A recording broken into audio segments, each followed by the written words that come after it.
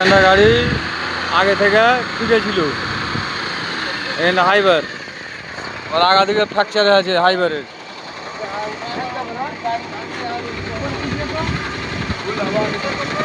আর মোবারক চেপা উঠে করে গেলে আর এগুলা ফাঁকাম টাকাম বাবা গাড়ি এখানে হাইবার খানে একটু আগে বাড়ে না। গাড়ি এখানটা